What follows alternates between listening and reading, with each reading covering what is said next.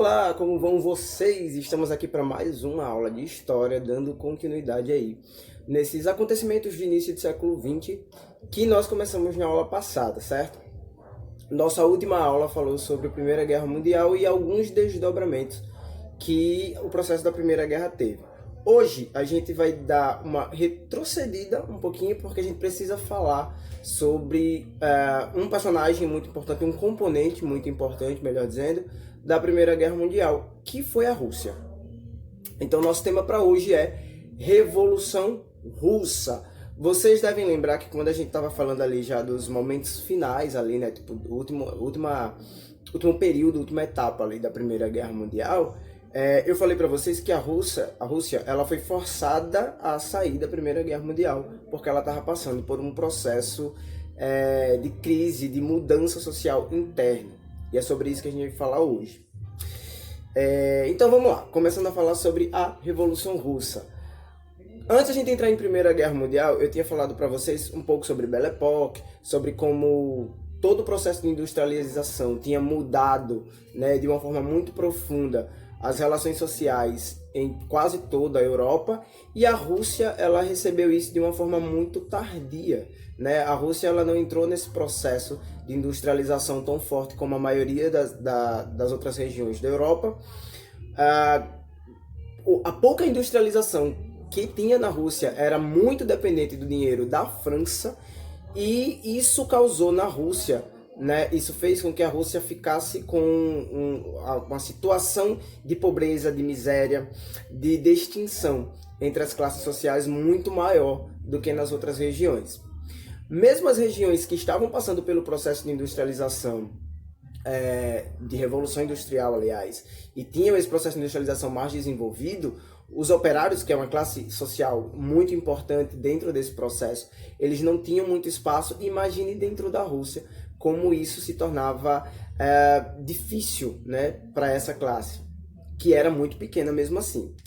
80% da população russa, antes desse pequeno processo, né, de industrialização, era toda camponesa, né? Grande parte da sociedade russa era rural, né? E aí, quando começa esse pequeno desenvolvimento das indústrias nas cidades, vai ter um êxodo rural muito grande, sendo que não tem, as indústrias não tinham como absorver todo mundo. Então já sabe, né? A pobreza na Rússia se alastra cada vez mais, a situação de pobreza na Rússia fica cada vez pior, e aí as pessoas, elas tinham, em muitos momentos, elas não tinham nem o que comer. Então, ou se alimentava mal, ou nem tinha o que se alimentar. Essa é a situação. Porém, vamos fazer um paralelo aqui com a Revolução Francesa, que aconteceu já uns séculos atrás. Lá na Revolução Francesa, como é que estava a situação quando a sociedade entrou aí naquele processo de revolta? Enquanto a grande parte da população passava fome, as classes mais ricas, elas esbanjavam comida. E parece que nem assim, nem sabendo do processo histórico, as sociedades mais para frente elas conseguem evitar, né, que determinadas coisas se repitam, porque é exatamente isso que está acontecendo na Rússia agora, né? Estamos falando ali de 1902, 1903, a gente está falando comecinho do século XX, bem início mesmo do século XX. Lembrando, a Primeira Guerra Mundial ela só começa em 1914. Estamos falando ainda de como a Rússia estava entrando no processo individual de revolução, a Revolução Russa. Então lá, né, 1902, 1903, a situação social era essa. Nós tínhamos a grande parte da população passando fome mesmo, e a burguesia, a nobreza russa, eles esbanjavam comida. Então dava-se grandes banquetes, e aí o que sobrava dessas comidas, as pessoas, às vezes mais pobres, dependiam dessas sobras para poder ter o que comer, para vocês terem uma ideia. Nesse clima, né, de insatisfação, de tensão social, porque sim, isso causa uma tensão social, é nesse clima que vai ser fundado o Partido Operário Social Democrata Russo. E aí, o ideal desse partido era de quebrar com isso, né? Todos os ideais desse partido eram muito voltados para o que nós conhecemos hoje como socialismo. Então, o socialismo, já muito pensado ali nas ideias de Karl Marx, ele é colocado aí dentro da fundação desse partido, e é defendido que o poder seja retirado das mãos dos atuais governantes, e que para que o povo possa ter acesso ao mínimo, né? Que o povo possa ter acesso a um trabalho digno, uma alimentação digna e uma moradia digna. Esse era o grande problema dentro desse início de formação do que vai se tornar a Revolução Russa.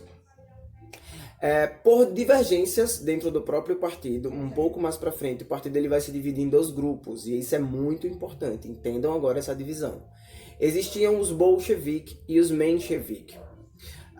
Os bolcheviques, ou a maioria, né, eles defendiam que essa ruptura ela devia ser feita de uma forma muito abrupta. Então todos os governantes, né, todas as camadas sociais mais ricas deveriam ser retiradas do seu posto de camadas sociais mais ricas, e o poder deveria ser retirado deles de uma forma abrupta, e se iniciar uma nova forma de governo que se pensasse na população como um todo. Já os mencheviques, a minoria, eles defendiam a mesma ideia, né, de que o poder deveria ser retirado da mão dessas pessoas e uma nova forma de governo deveria ser implantada, porém, eles defendiam que isso precisava acontecer de uma forma gradativa, que não precisava e não deveria ser feito assim, de uma forma tão abrupta, tão violenta. Aliás, esse era o temor, que esse processo de revolução fosse violento. Além de todo esse rolê acontecendo aí, né, vale lembrar, a Rússia ela estava em guerra contra o Japão pelo domínio da região da Manchúria. Então, entre 1904 e 1905, os exércitos russos eles estavam sofrendo muitas perdas. A Rússia ela investia muito dinheiro ainda nessa guerra e, obviamente, se tem perdas e o dinheiro está sendo investido, obviamente a situação financeira do país ela vai ficando cada vez pior, a situação da sociedade, das camadas mais pobres, obviamente, vai ficando pior. Desculpa. E aí as pessoas não estavam recebendo salário pelo seu trabalho, não tinham mais alimentação digna, a situação estava, como eu estou falando, pior, a alimentação está ficando pior também.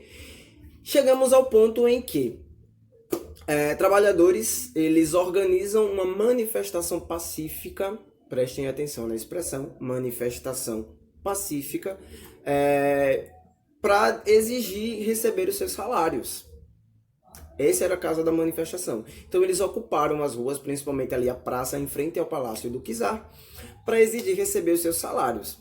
Isso, vou repetir pela 3ª vez, era uma manifestação pacífica. Mas aí qual foi a reação do Czar? Ele mandou com que o exército, né, real assassinasse todos os manifestantes. Esse episódio é chamado de Domingo Sangrento. Aconteceu no dia 22 de janeiro de 1905. E aí homens, trabalhadores, né, mulheres, crianças, todos eles foram assassinados a sangue frio, porque estavam se manifestando contra o poder do Czar. Bom, a partir desse episódio, que é talvez o marco principal, o marco inicial mesmo do que vai ser a Revolução Russa, através desse episódio outras revoluções começaram a acontecer, né, por toda a Rússia. As pessoas começaram a colocar sua insatisfação agora para fora de uma forma mais forte, de uma forma mais viva, e a partir daí o poder do Czar começou a ser totalmente questionado e confrontado pela própria população.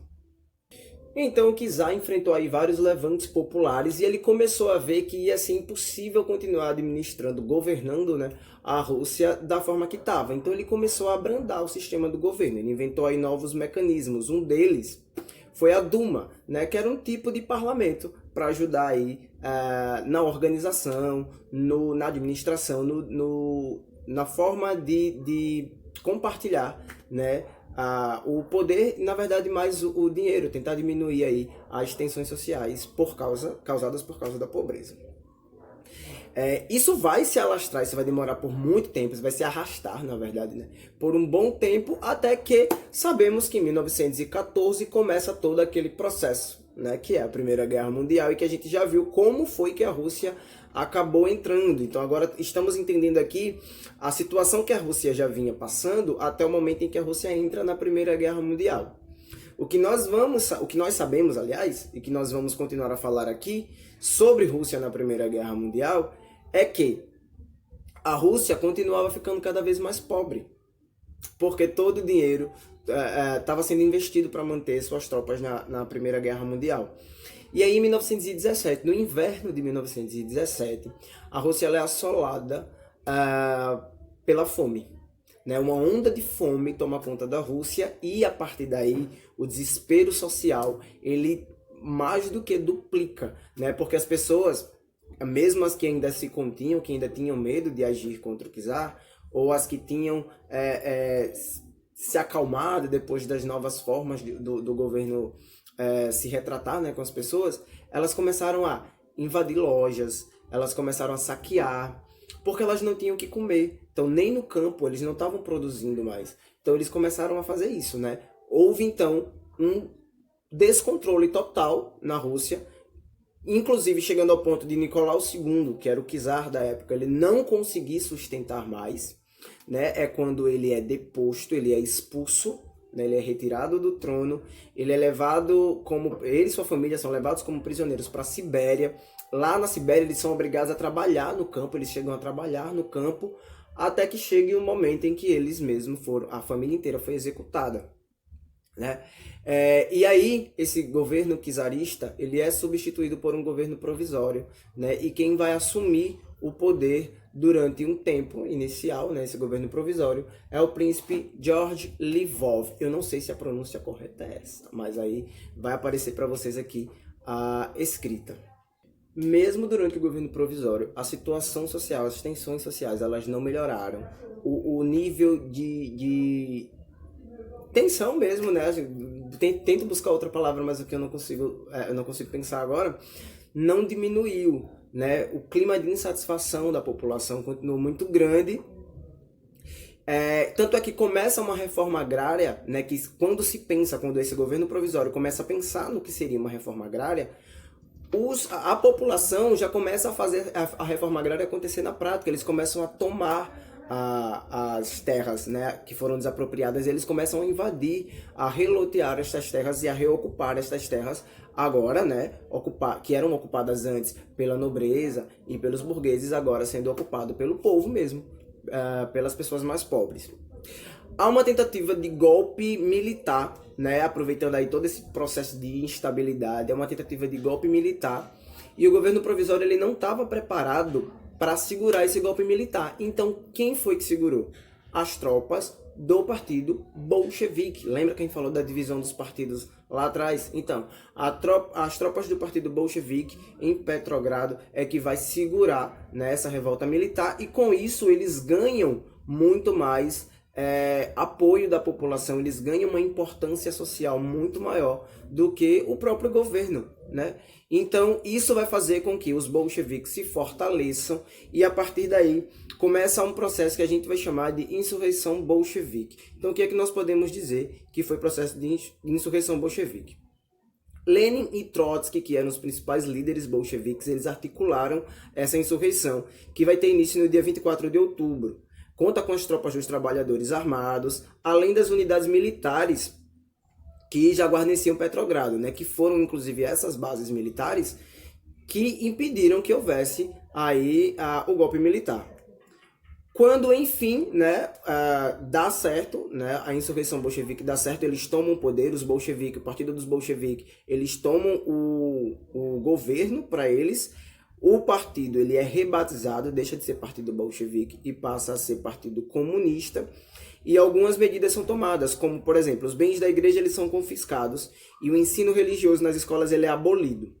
Todas as terras que foram desapropriadas, elas foram entregues agora às comunas agrícolas para serem redistribuídas aos camponeses. E as fábricas elas deveriam ser autogeridas pelos operários. Ou seja, o que é que a gente tem aqui agora? As fábricas elas vão ser geridas pelos próprios operários. As terras foram redistribuídas numa tentativa de fazer uma distribuição igualitária, né? E algumas instituições elas foram estatizadas, né? Elas passaram a ser, mesmo que as instituições privadas, são aí levadas para o poder do Estado. Ou seja, socialismo, né, é implantado de uma forma bem rígida, né, de uma forma bem palpável agora na Rússia. Fora isso, existe um tratado chamado Tratado de Brest-Litovsk, que é o que tira a Rússia da Segunda Guerra Mundial. A gente não vai se aprofundar porque o vídeo está ficando muito grande, mas esse tratado, assinado por Lenin e Trotsky, é o que vai retirar a Rússia da Primeira Guerra Mundial. E nós vamos encerrar o nosso vídeo por aqui, porque falta só um pequeno pedaço agora nesse processo da Revolução Russa, que é de fato a Guerra Civil Russa, né, que vai ali durar entre 1918 e 1920. Porém, eu estou preparando um vídeo específico, que não é de nenhum processo específico, né? É justamente falando sobre esses anos, 1918 a 1920, onde eu vou abordar 3 pontos principais. O Tratado, né? O Tratado de Versalhes, o nome fugiu por um momento. O Tratado de Versalhes, como eu falei no final do vídeo da Primeira Guerra Mundial, que a gente ia falar melhor sobre ele num vídeo mais pra frente. A gente vai falar sobre essa guerra, né? A Guerra Civil Russa. E a gente vai falar, porque a gente precisa muito falar, e os livros às vezes esquecem de abordar esse assunto, da gripe espanhola. Porque quando se fala de morte, a gente está falando que na Europa foram muitas mortes durante esse processo. Estamos falando de Primeira Guerra Mundial acontecendo, estamos falando de Revolução Russa acontecendo, tem outro processo acontecendo na Alemanha. E todas as mortes dessa época, elas são associadas às guerras. Porém, nessa mesma época, está se alastrando pelo mundo a pandemia da gripe espanhola. Então, para casar com o momento em que nós vivemos hoje, né, do Covid-19, o nosso próximo vídeo vai tratar também sobre isso. Então, o nosso próximo vídeo aborda aí de 1918 a 1920 o que estava acontecendo na Europa e, né, consequentemente, no mundo, certo? Então, segue a atividade para vocês. Façam as atividades, espero vocês aí no nosso próximo vídeo e tchau!